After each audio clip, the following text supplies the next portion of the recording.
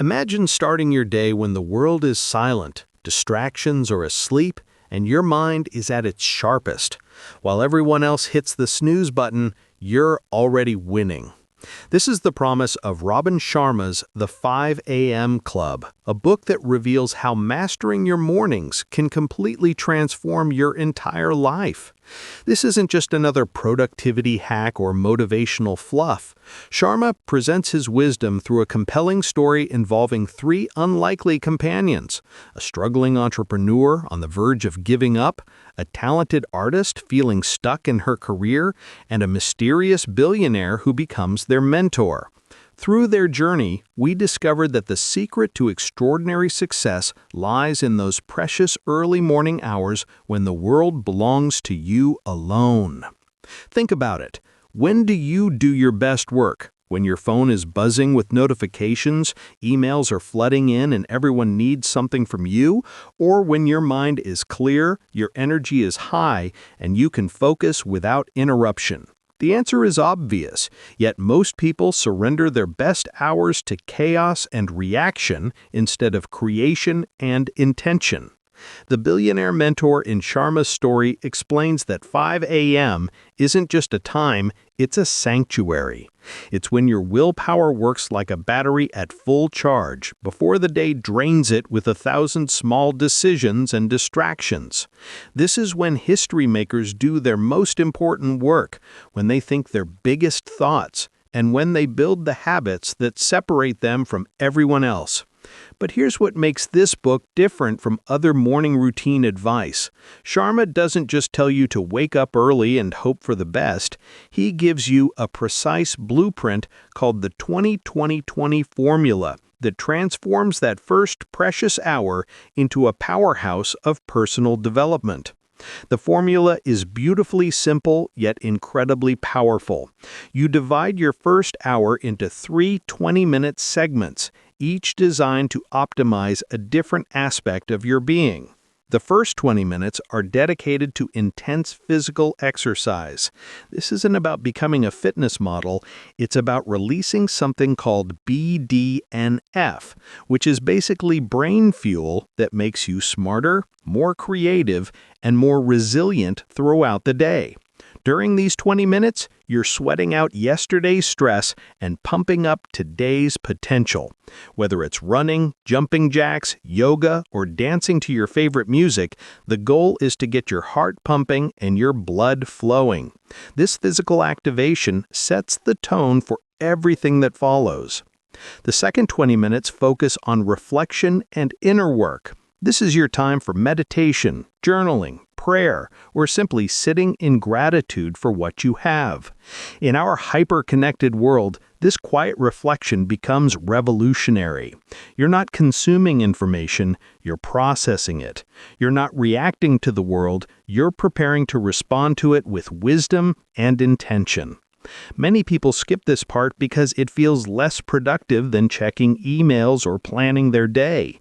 But this is where the magic happens. This is where you connect with your deeper purpose, where you gain clarity on what really matters, and where you build the emotional resilience to handle whatever the day throws at you. The final 20 minutes are dedicated to growth and learning. This could be reading books that expand your mind, listening to educational podcasts, practicing a new skill, or studying something that moves you closer to your goals. The key is that you're feeding your mind with high-quality input when it's most receptive to learning and growth. What's brilliant about this formula is that it addresses the whole person: body, mind, and spirit.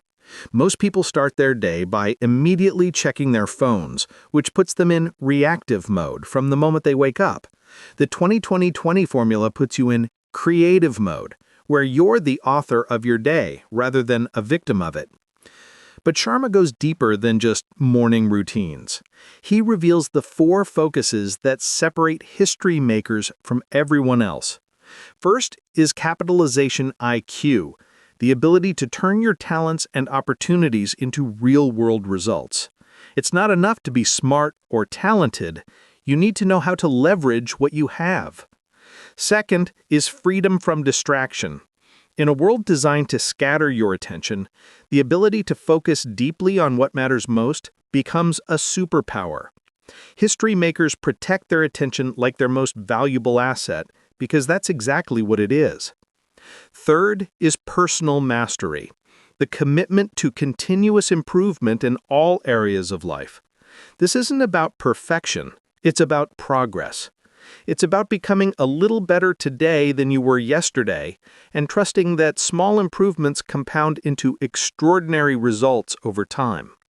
Fourth is day stacking, the practice of making each day count by focusing on activities that build toward your long-term vision.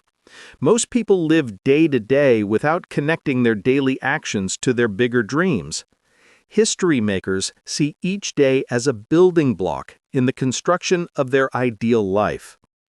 Here's something crucial that Sharma emphasizes. Consistency beats talent every single time. You might know people who are incredibly gifted but inconsistent, and others who are less naturally talented but show up every day. Guess who wins in the long run? The person who shows up consistently, even when they don't feel like it, even when it's hard, even when no one is watching.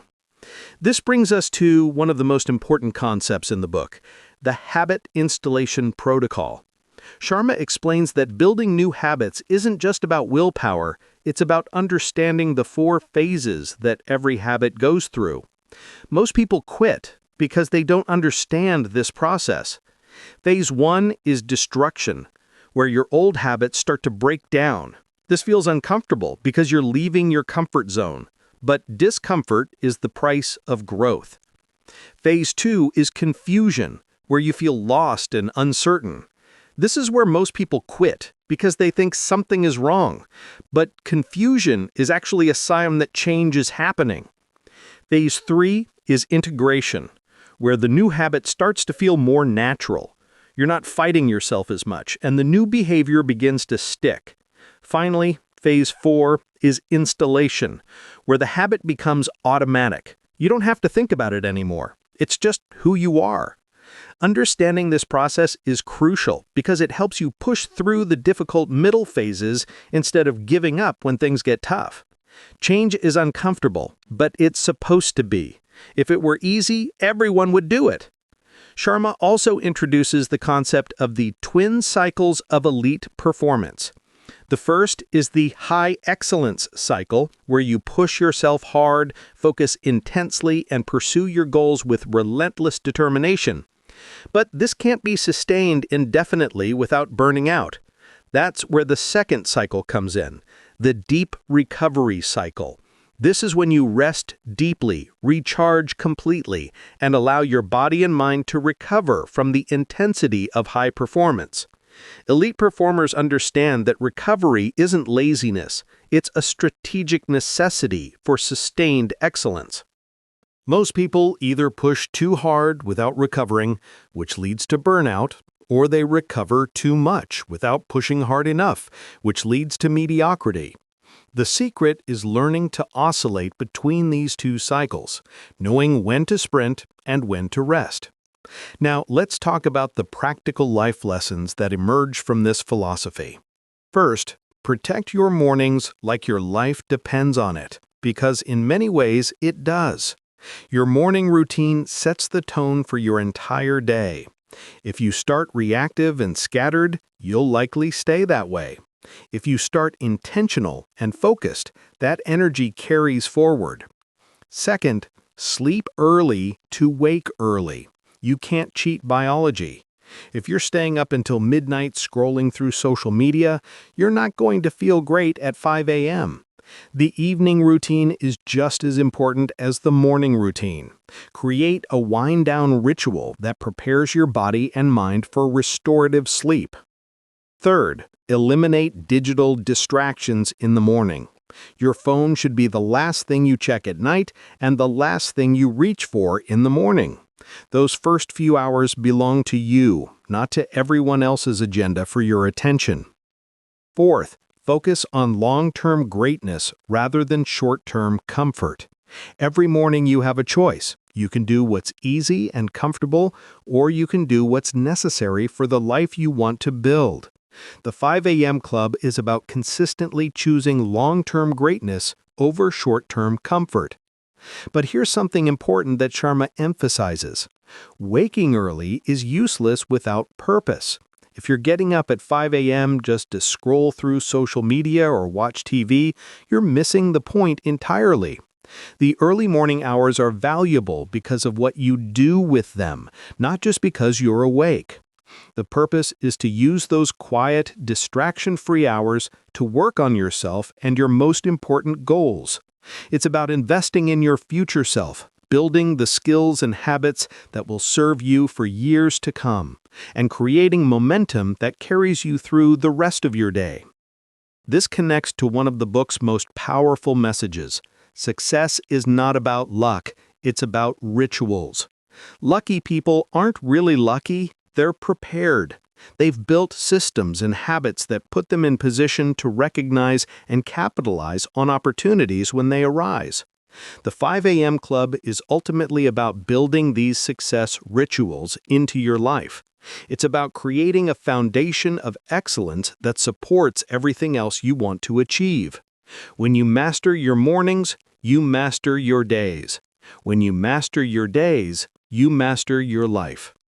As we wrap up this journey through Sharma's wisdom, remember that joining the 5 a.m. Club isn't about impressing others with how early you wake up. It's about building the life you deserve, one morning at a time. It's about becoming the person who can handle bigger challenges, pursue bigger dreams, and make a bigger impact. The world needs what you have to offer, but it needs the best version of you. That version emerges in the quiet hours of the morning, when you're investing in yourself instead of consuming what others have created. That version shows up when you choose discipline over comfort, growth over stagnation, and purpose over pleasure. So tomorrow morning, when your alarm goes off at 5 a.m., remember that you're not just waking up early. You're joining a community of people who understand that extraordinary lives are built through ordinary moments of extraordinary commitment. You're choosing to be the author of your story, rather than a character in someone else's. The 5 a.m. Club isn't just a book, it's an invitation to transform your life from the inside out, starting with the most important hour of your day. Welcome to the club. Your future self is waiting.